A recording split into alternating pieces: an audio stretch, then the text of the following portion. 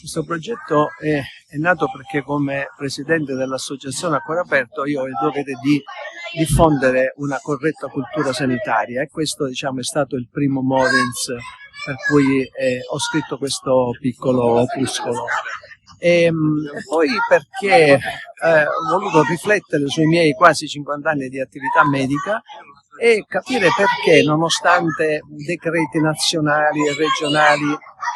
numerosi, nonostante i finanziamenti multimilionari, ancora le liste d'attesa sono un grosso problema, e le liste d'attesa non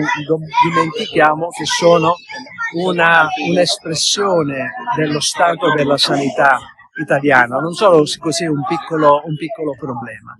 Io penso che le liste d'attesa possono essere risolte, ci sono alcune cose che si possono fare, si debbono fare a livello ancora nazionale, ma anche a livello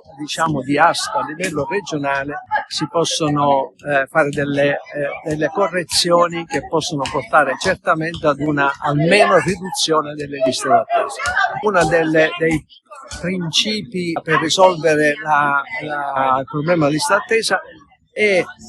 dare al medico di medicina generale, che a me piace chiamare medico di famiglia, la centralità dell'assistenza territoriale.